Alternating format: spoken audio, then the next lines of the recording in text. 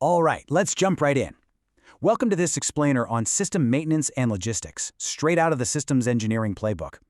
We often spend an enormous amount of time obsessing over the design and development phases of engineering, but honestly, the reality is that the vast majority of a system's lifecycle, and its total cost, by the way, happens after day one of deployment. Today we're exploring the absolutely critical principles that keep our most complex creations alive, functioning, and actually relevant. Today's roadmap takes us right through the complete lifecycle chronology.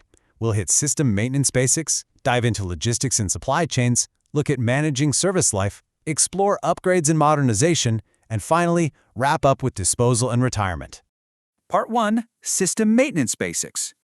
Now, if you look at the systems engineering body of knowledge, or SEBoK, you'll see that maintenance isn't just some static, boring checklist. It's a living, breathing, evolutionary process that adapts as the system ages.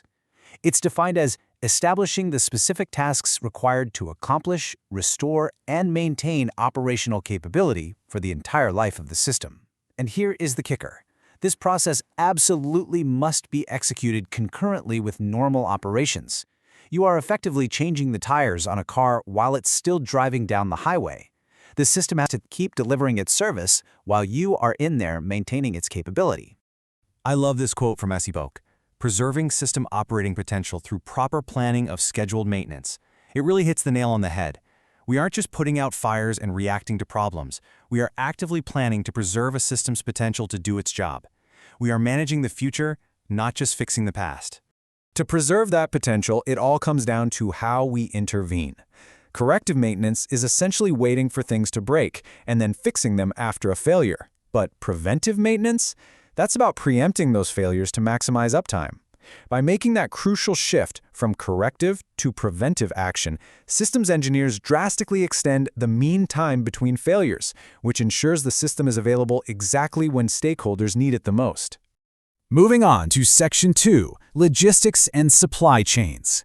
So all that brilliant preventative maintenance we just talked about is totally useless if you don't have the right parts in the right place at the right time. We've pulled this data straight from the systems engineering textbook, and we made sure the text is nice and large here so it's super easy to read.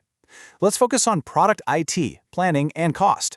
This shows us how early IT infrastructure and meticulous cost planning literally dictate a system's long-term survival. And when we talk about costs, we're talking about total ownership costs across the entire lifecycle, not just the initial sticker price. Now, thinking about the other essential support elements, you quickly realize that the supply chain distribution network and strict occupational health and safety limits are just as critical as the hardware itself.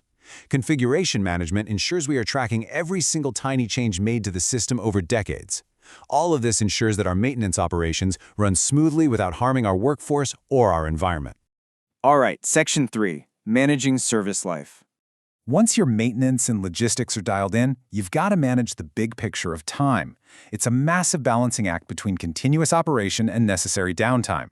The system has to perfectly balance its logistics footprint, its supply chain, and its infrastructure to actually stay agile. Process efficiency is all about how well a system can be produced, operated, and serviced without wasting resources. It's an ongoing tightrope walk, right? If your logistics footprint becomes too bloated, your costs just skyrocket. But if your supply chain is too thin, your downtime spikes. Think about a life cycle timeline is the biography of a system, from day 1 deployment through year 10 midlife upgrades to a year 20 extension, and finally year 30 retirement. Following this journey clearly demonstrates that continuous process improvement is required long after the initial design window closes. Systems engineering absolutely does not stop when the product ships. You're actively managing this entire hourglass. Which naturally leads us to Section 4, Upgrades and Modernization.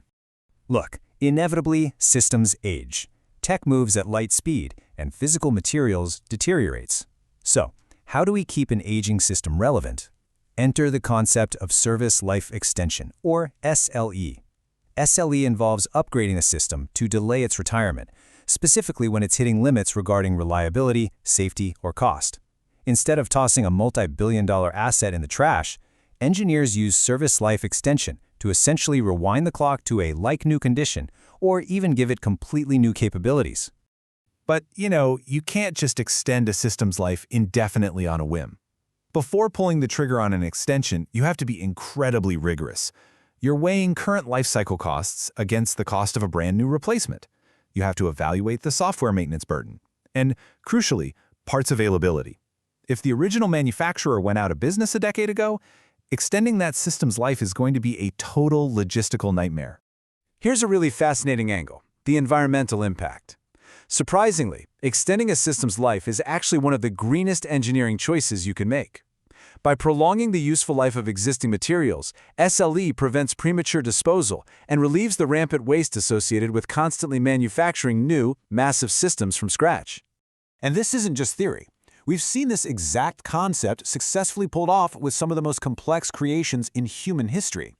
We're talking about extending the operational years of the NASA space shuttle fleet, modernizing massive Department of Defense platforms, and even injecting specialized fluids into deep-sea oil reservoirs to extend their economic extraction life. But hey, nothing lasts forever.